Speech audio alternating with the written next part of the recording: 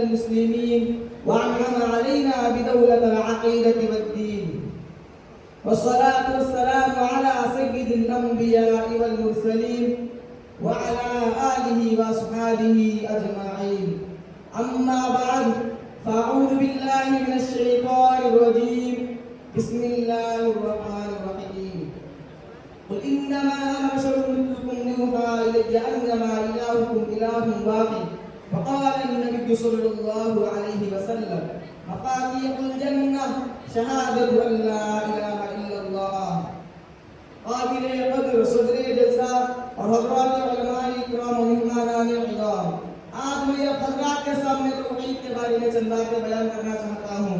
بزرگوں اور دوستو، ہم سب کا اس بات پر یقین ہے کہ ہم سب کا آسمان و زمین کا، دریاؤں و سمندروں کا، پہاڑوں و چٹانوں کا، جناتوں و انسان کا، بلکہ سارے کائنات کے ذرے ذرے کا حقیق خالق و مالک یہ ایک اللہ ہے جس نے اپنی قدرت و طاقت اور اپنی ارادے سے سب کو وجود بخشا. ان سب کے پیدا کرنے میں خدا کا کوئی شریک نہیں. وہ اکیلا ہے، کسی کا محتاج نہیں، سارے دنیا اس کی محتاج ہے.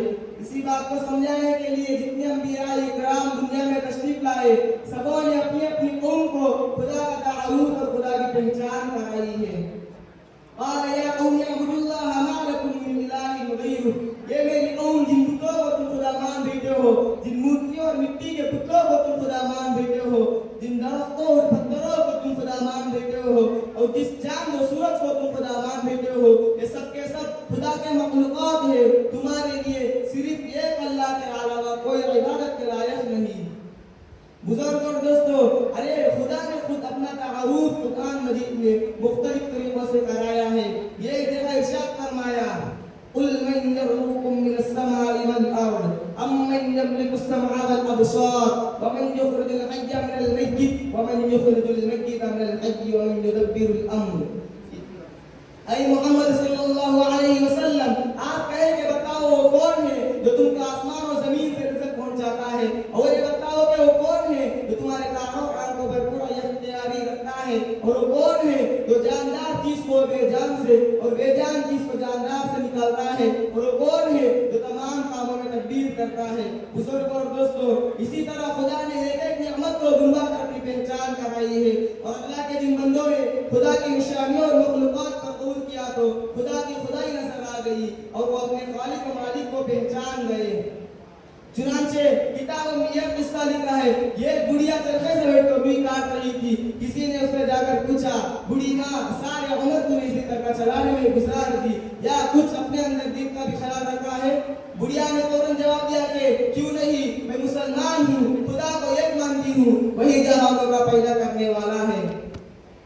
پوچھنے والا نے کہا: بالکل صحیح ہے، لیکن تم کیسے سمجھاؤ گی؟ جو کچھ کہہ رہی ہو سمجھاؤ. بڑھیا نے کہا: میں اپنے چرخے سے بتاؤں گی کہ خدا ہے اور ایک ہی خدا ہے. کہنے والا نے تعجب سے کہا: وہ کس طرح؟ اس نے کہا: میں اس پر غور کرتی ہوں کہ چرخے کی ہر چیز اچھی طرح فٹ ہے، یقیناً اس کا بنانے والا کوئی ضرور ہے، وہ زبردست طاقت و قوت والا بادشاہ کا بادش ہے.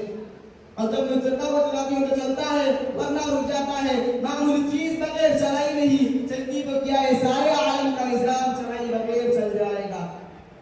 اسی طرح زندگی کو، موت کو، رات کو، دن کو برس تک کا بنانے والا بھی کوئی ضرور ہے، وہ زبردست طاقت و قوت والا بادشاہ کا بادشاہ ہے. بزرگ اور دوستو، اس دنیا نے عبرت حاصل کرنے کا دروازہ کھول دیا.